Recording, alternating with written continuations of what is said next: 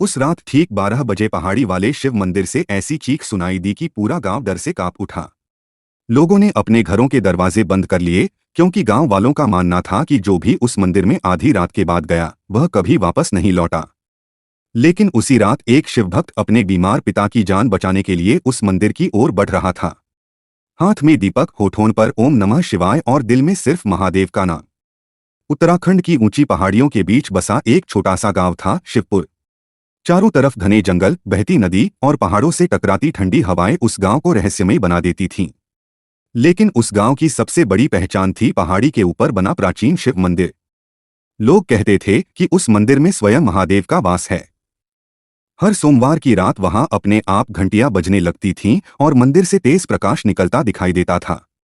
सूरज ढलने के बाद उस पहाड़ी की ओर जाने की किसी की हिम्मत नहीं होती थी। गांव के बुजुर्ग कहते थे कि कई साल पहले कुछ लोग रात में मंदिर गए थे, लेकिन फिर कभी लौटकर नहीं आए। उसी गांव में अर्जुन नाम का एक युवक रहता था। वह भगवान शिव का बहुत बड़ा भक्त था। हर सुबह नदी में स्नान करके मंदिर जाता और घंटों तक ओम नमः शिवाय का जाप करता। लेकिन उसके जीवन में एक बड़ा दुख था। उसके पिता कई वर्षों से बीमार थे। गांव के वैद्य, डॉक्टर और तांत्रिक कोई भी उन्हें ठीक नहीं कर पाया था। धीरे धीरे उनकी हालत और बिगड़ती जा रही थी। एक शाम अचानक गांव में एक रहस्यमयी साधु आए। उनके शरीर पर भस्म लगी थी, आंखों में अद्भुत तेज था और हाथ में त्रिशूल था। उन्हें देखते ही गांव के लोग डर और श्रद्धा से रास्ता छोड़ने लगे। साधु सीधे अर्जुन के घर पहुंचे। अर्जुन ने उनके चरण छुए। साधु ने अर्जुन के पिता को कुछ देर ध्यान से देखा और फिर गंभीर आवाज में बोले, तुम्हारे पिता की बीमारी साधारण नहीं है। उन पर एक दुष्ट शक्ति का साया है और उसका अंत केवल महादेव की कृपा से होगा। अर्जुन घबरा गया। उसने हाथ जोड़कर कहा, महाराज, मेरे पिता को बचा लीजिए। मैं कुछ भी करने को तैयार हूं। साधु ने अपनी आंखें बंद की और बोले, आने वाले सोमवार की रात तुम्हें पहाड़ी वाले शिव मंदिर में पूरी रात महामृत्युंजय मंत्र का जाप करना होगा। लेकिन याद रखना, उस रात तुम्हें ऐसी चीजें दिखाई देंगी जो इंसान का दिल दहला दें। चाहे कुछ भी हो जाए, डरना मत और पीछे मुड़कर मत देखना। इतना कहकर साधु वहां से चले गए। सोमवार आने तक अर्जुन लगातार शिवजी की आराधना करता रहा। लेकिन उसके मन में डर भी था। गांव के लोग उसे रोक रहे थे। सब कहते थे, जो भी उस मंदिर में रात को गया वापस नहीं आया। लेकिन अर्जुन ने ठान लिया था कि चाहे कुछ भी हो जाए, वह अपने पिता को बचाकर रहेगा। आखिर वह सोमवार आ गया। शाम होते होते पूरे गांव में अजीब बेचैनी फैल गई। आसमान में काले बादल छा गए। तेज हवाएं चलने लगीं। पेड़ ऐसे हिल रहे थे जैसे कोई अदृश्य शक्ति उन्हें झकझोर रही हो। रात के लगभग 9 बजे अर्जुन अपने घर से निकला। उसके हाथ में एक छोटा सा दीपक था और गले में रुद्राक्ष की माला। उसने अपने पिता के चरण छुए और पहाड़ी की ओर चल पड़ा। जंगल का रास्ता पूरी तरह सुनसान था। दूर कहीं उल्लू की आवाज सुनाई दे रही थी।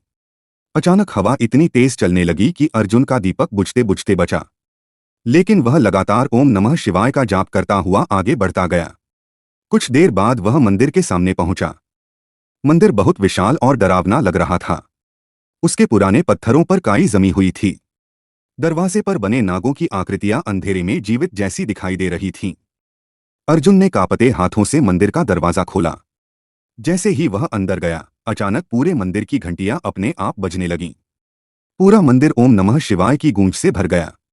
अर्जुन के शरीर में सिहरन दौड़ गई। उसने शिवलिंग के सामने दीपक रखा और आंखें बंद करके महामृत्युंजय मंत्र का जाप शुरू कर दिया। कुछ समय तक सब शांत रहा। फिर अचानक मंदिर के बाहर भयानक तूफान शुरू हो गया। बिजली इतनी जोर से चमक रही थी कि पूरा पहाड़ कांप उठा। मंदिर के विशाल दरवाजे अपने आप खुलने और बंद होने लगे। तभी अर्जुन को महसूस हुआ कि कोई उसके पीछे खड़ा है। कोई बहुत धीरे धीरे उसकी तरफ बढ़ रहा है। लेकिन उसे साधु की बात याद थी। उसने पीछे मुड़कर नहीं देखा। अचानक मंदिर में किसी औरत के रोने की आवाज गूंजने लगी। वह आवाज इतनी दर्दभरी थी कि किसी का भी दिल कांप जाए। ऐसा लग रहा था जैसे कोई मदद मांग रहा हो। लेकिन अर्जुन लगातार मंत्र जाप करता रहा। तभी एक भारी और डरावनी आवाज गूंजी, यहां से चले जाओ। अर्जुन ने धीरे धीरे आंखें खोलीं। सामने अंधेरे में एक विशाल काली आकृति खड़ी थी। उसकी आंखें लाल अंगारों की तरह चमक रही थीं। उसका शरीर धुएं से बना हुआ लग रहा था। लेकिन अर्जुन ने डरने के बजाय और तेज आवाज में मंत्र जाप शुरू कर दिया। अचानक शिवलिंग से हल्का प्रकाश निकलने लगा। वह प्रकाश धीरे धीरे पूरे मंदिर में फैल गया। काली आकृति दर्द से चीखने लगी और कुछ ही क्षणों में गायब हो गई। अर्जुन समझ गया कि यह कोई दुष्ट शक्ति थी जो उसे डराकर भगाना चाहती थी। रात और गहरी होती जा रही थी। बाहर तूफान लगातार बढ़ता जा रहा था। तभी अचानक मंदिर की जमीन हिलने लगी। शिवलिंग के पीछे की दीवार धीरे धीरे खुलने लगी। अंदर से नीली रोशनी निकल रही थी। अर्जुन ने भगवान शिव का नाम लिया और उस गुप्त रास्ते के अंदर चला गया। वह रास्ता बहुत पुराना था। दीवारों पर अजीब चिन्ह बने हुए थे। ऐसा लग रहा था जैसे सदियों से कोई वहां नहीं आया। कुछ दूर जाने के बाद अर्जुन एक विशाल कक्ष में पहुंचा। वहां बीचों बीच एक बहुत बड़ा शिवलिंग स्थापित था, जिसके चारों ओर सैकड़ों दीपक अपने आप जल रहे थे। लेकिन उसी कक्ष के कोने में एक आदमी जंजीरों से बंधा हुआ था। उसके बाल बिखरे हुए थे और चेहरा बहुत डरावना लग रहा था। उस आदमी ने अर्जुन को देखते ही कहा, मुझे यहां से मुक्त करो।